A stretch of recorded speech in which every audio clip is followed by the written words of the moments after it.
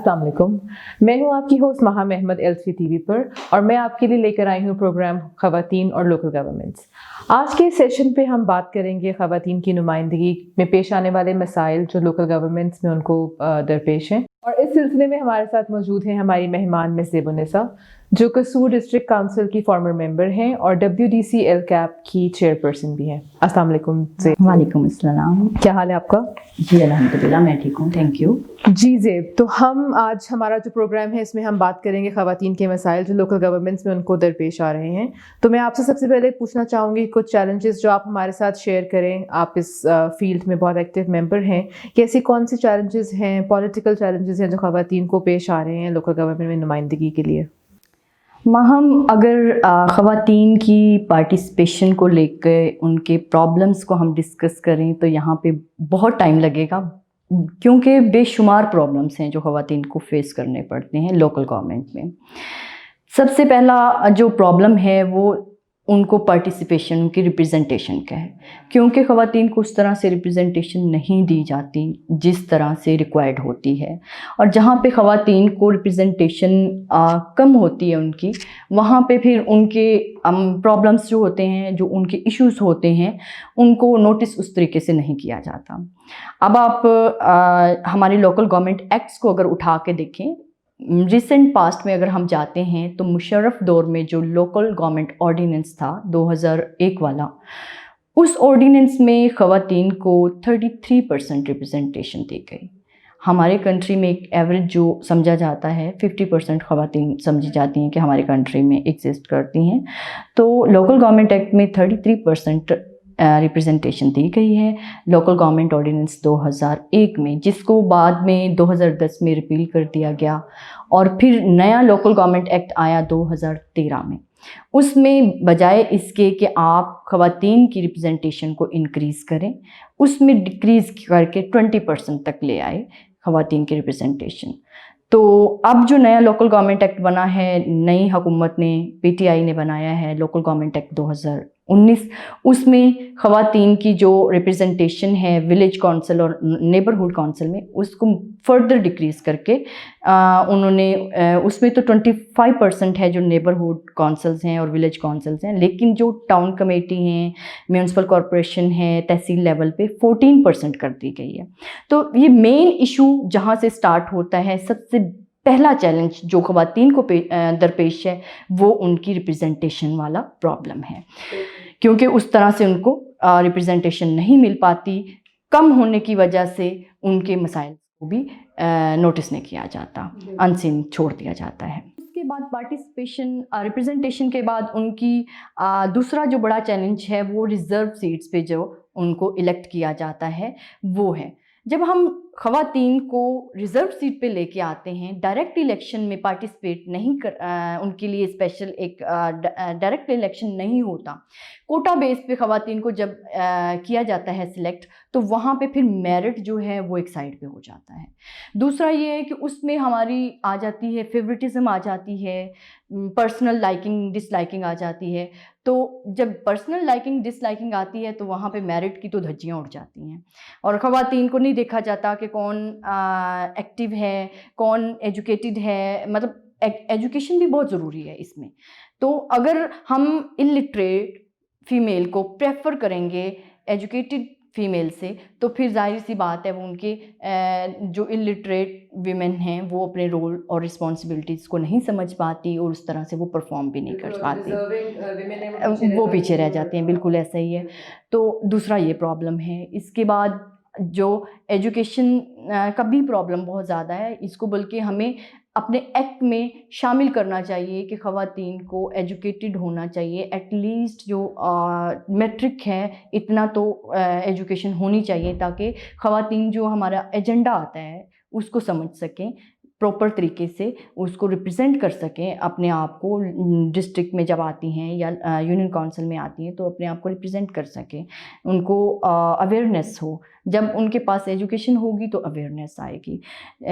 اس چیز کو ایجوکیشن کو پارٹ بنانا چاہیے ہمارے ایکٹ کا. جیسے کہ 2001 کا جو آرڈیننس ہے اس میں تعلیم کی رکھی گئی تھی کنڈیشن کہ ایٹ لیسٹ میٹرک ہونی چاہیے تعلیم. تو یہ سارے پرابلمس جو ہیں یہ لیجسلیشن میں فلاز کی وجہ سے درپیش ہیں. ان پولیٹیکل جو چیلنجز ہیں ان کے علاوہ آپ کو ایسے کون سے چیلنجز انٹرنل چیلنجز پہ اگر ہم کچھ بات کریں جو ہماری خواتین کے اندر ہیں جس کی وجہ سے کہا جاتا ہے کہ خواتین کو بیک اینڈ پہ رکھا جاتا ہے کہ ان کو وہ اچھے سے نمائندگی نہیں کر رہی اپنی رول کی, تو وہ کون سے ایسے انٹرنل چیلنجز ہماری خواتین کے پاس ہیں, ہماری وومن کاؤنسلرز کے اندر ہیں جن کو آپ ہائی لائٹ کریں گی؟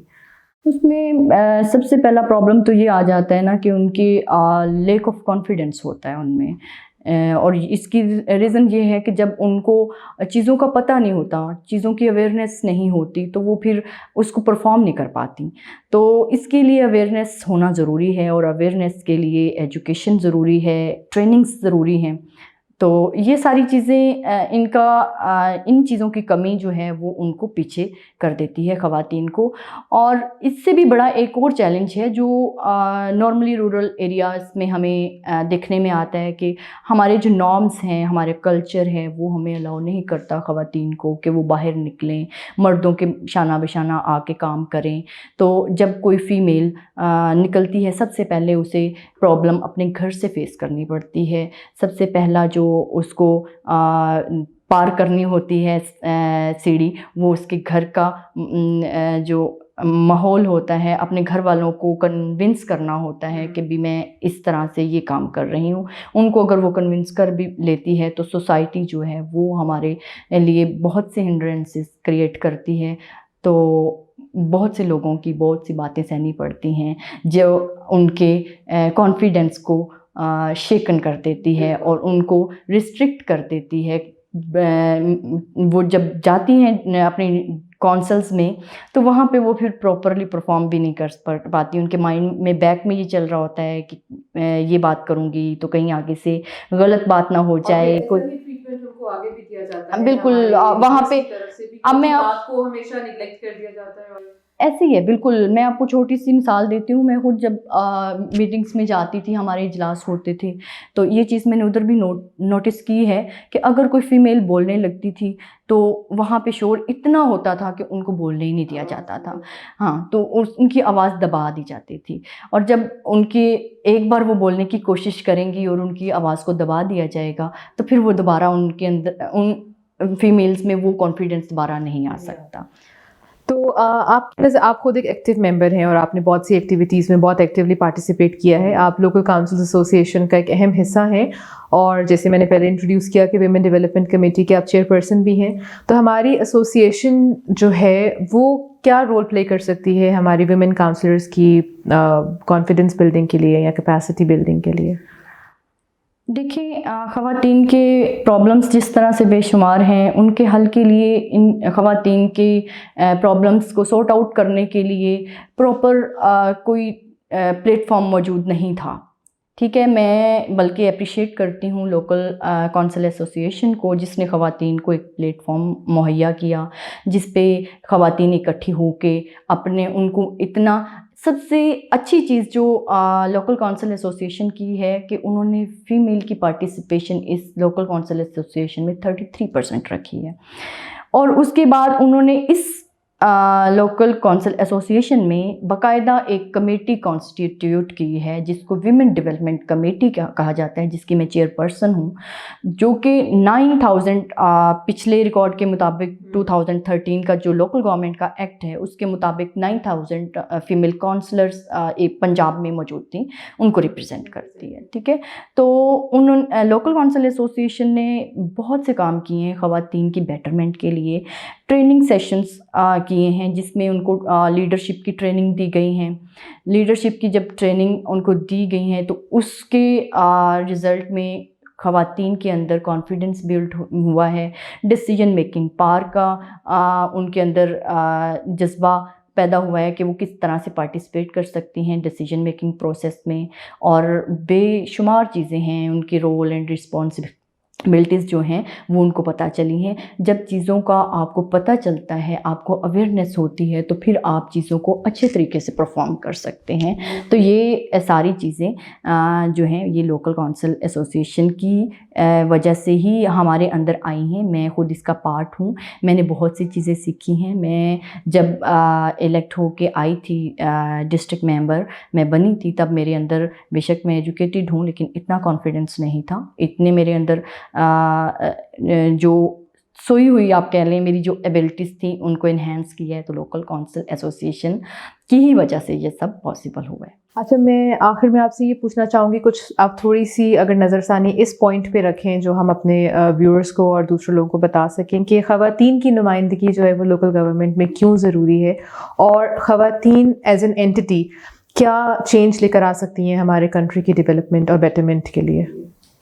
ख़वातीन की नुमाइंदगी क्यों नहीं ज़रूरी? आप देखें कि अगर 50% जो आपका हिस्सा है आपकी पॉपुलेशन का, उसको हम एक साइड पे अगर कर देंगे तो फिर 50% लोगों को हम चार्ज दे देंगे कि वही बाकी जो रिमेनिंग 50% हैं उनके जो है ज़िंदगियों के उनकी प्रॉब्लम्स, उनके इश्यूज़, रोज़मर्रा के मसाइल या उनकी जो फ्यूचर प्लानिंग वो 50% हिस्सा ही करे, तो फिर वो प्रॉपर और सस्टेनेबल डेवलपमेंट नहीं कर सकते।